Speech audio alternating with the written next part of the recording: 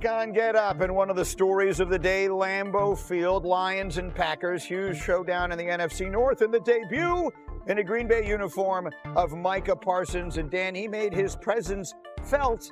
He was on the field for about 45% of the snaps. You definitely noticed. And you got to pay attention to him. Just the feel of the speed off the football and the pressure that he puts on quarterbacks and offensive linemen, it makes you just play significantly faster. On the field for 29 snaps.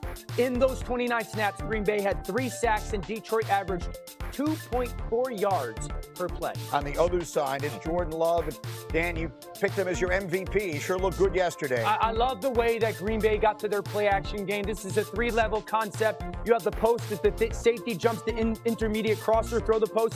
He does, and it's absolutely beautiful. And they come right back the next play down the red zone with the 3-man wheel concept. They pick the guy covering Reed. It's a beautiful throw to the back of the end zone. Lambeau lead for Jaden Reed at 17-3. That's the score. 2 minutes to go in the half. The Lions worked the ball downfield. Rex, this was the game. And it's Micah Parsons right there getting inside of Panay School, beating him inside, forces it, and what a surprise, another check down by Detroit. A critical moment in which he's picked. Packers 17-3 at halftime, and then this 27-6, it's out of range, but D-Wood, Parsons gets his signature moment. I mean, look, Greeny. He's fighting through a double team. Look at the effort right here. You didn't think this guy wanted to show off in his debut with the Packers? Woo. 27-13 is your final, and candidly, it didn't feel that close. Dan alluded to it. Parsons played 45% of the snaps on defense. In that time he was on the field, they had 3 sacks. Jared Goff forced his own turnover. They allowed 2.4 yards per play. His impact clearly felt. Here's what he had to say about his Packers debut. I'm telling you, like, these last 6 months was super draining, super toxic for everyone.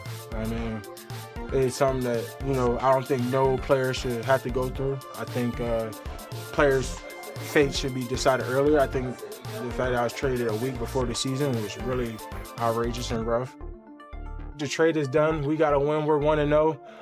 Now I'm around some really great guys, a really great organization, really great fan base, and a really great football team. So now we can put all the nonsense beside. Indeed they can. D-Wood? At some point. Give me one word to describe Green Bay yesterday. Juice, man. Like, it was everywhere. I mean, just look, all you got to do is look at the energy in which Michael Parsons was playing in that game, and it was infectious all throughout the defense. The offense complemented the defense as well. Man, Lambeau Field was just jumping. You're saying juice yesterday. If they didn't have juice on opening day, against the Lions, with Micah Parsons making his debut, they were never going to have juice. And guess what? Breaking news. There's going to be even more juice Thursday night back at Lambeau Field against the Washington Commanders. Jaden Daniels. More juice. And, by the way, there's the opportunity to jump out to that 2-0 start to be even more juice. So there's a lot of juice going on in Green Bay right now. The question on the screen was, what statement did the Packers make? We all think, or many think, that's the best division in football. Did they prove they're the team to beat in the North yesterday? Absolutely did, and I'm going to tell you why. Because Detroit clearly, the questions we had about Detroit all offseason, how are they going to replace Ben Johnson? All right? How'd that look? So far, not so good. How about the interior of the line? They lose Frank Ragnow, the great Pro Bowl center, to retirement. They looked awful. They couldn't block anybody yesterday. So to me, the 2 biggest questions you had in the offseason, you still got those questions. Yeah, so Detroit's perspective, I didn't see one play that I felt advantage was created for the offense. It felt hard. It felt difficult. No one was open. There's not some of that creative chunk. And so for everybody to truly understand at home, it's not the play that you call. It's when you call the play. And there was obviously a massive drop back in that. This offense used to be unbelievable to watch. Jahmyr Gibbs had 10 catches for what yesterday? 31 yards. I want to explain something to you.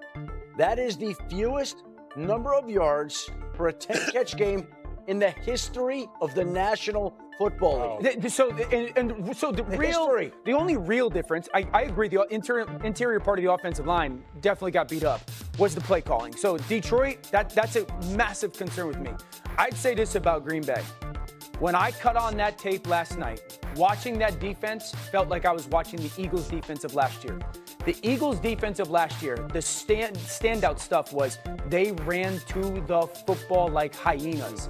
You watch the end of the play, and there'd be 6, 7, 8 jerseys of the Green Bay Packers at the football. And if they play defense like that, because this is the model, be aggressive on offense, Jordan Love take your shots, let's get a 2-score lead, and let's go hunt. And that defense hunted yesterday. If they get that from that defense, this is the team to beat in the NFC North. There's no question about it. I got to, because look, I mean, it was a great game by Green Bay without question, all right? Detroit, can they come back from this? That's the real concern, because next week you're playing Baltimore. Right. At Baltimore, and Baltimore's coming off a loss. That ain't going to happen, all right? The thing that gets me with Detroit is I got one play. I said, oh, that offense looks familiar. All right, here it is right here. So I'm going to show you this. It's an explosive play, hard play action. Hard play action. Is he open? I don't know. That looks like last year's play. Hey, did we have last year's play there? Oh, yeah, we did. Look, that's it. Yeah. Everything else was check down Charlie. When the hell is the Detroit Lions, the most explosive team in the league, become check down Charlie? Yeah. That is a major concern to me. And by the way, that's the one time they ran hard play action. That was the one play. I don't get it. That's the one play that an advantage was gained. Other than that, they never had the defense on its heels. They never felt like they were a step ahead of the defense. It felt like Jeff Hafley, the defensive coordinator for Green Bay, was a step ahead of them and constantly dictating to Detroit, and instead of what Detroit has constantly done in the last 3 seasons. And just think about Green Bay's defense when it had Micah Parsons on the field for less than 50% of the snaps yesterday. They're working him in. And this is a defense yesterday, the Packers defense, that going in felt like it was down a player and a half because they lost Kenny Clark and they had only half of Micah Parsons. So they felt like they were shorthanded yesterday, and it's a defense that should get better as this. Lucas Van Ness was great for them. They moved him inside, and I agree, because you saw sprinkles of some simulated pressures and coverage change. That's a great coverage change by Hafley. Let me quickly ask you about Jordan Love. Yeah. Obviously, he had his great moment. Yeah. There was that sequence. He basically threw interceptions on back-to-back balls. One was dropped, one was called back on a penalty. But that has been the question mark about Love, is his propensity to turn the ball over. How did you feel about him yesterday? I thought Jordan played great. Yes, there's that 2 plays of back-to-back stuff, one that gets dropped and the other one where it's a bang-bang. Greedy, this young man's crazy talented. When he gets himself into a little bit of trouble, yes, that is it. But I think you can't rein this young man in this year. Like, you want him to be ultra aggressive with the football and constantly trusting himself. That's a ridiculous play by Brian Branch as well. It is. But those were consecutive plays, is the point that I'm making. And Greeny, but the game is still a game when that happens. I know, Greeny, but that touchdown pass, I mean, look at this ball. That's ridiculous how good of a throw that is. And so I thought he was clean with the football. I thought he was very fast operating. I don't think if you're Matt LaFleur, you're harping on Jordan Love. Well, to me, the question has never been about this guy's ability to spin the ball. Like, it's phenomenal. Is he going to be reckless with the ball? That's the question. We saw it again. I have to leave it Not there. on that last one, just a great play by Branch. Right. But the other one.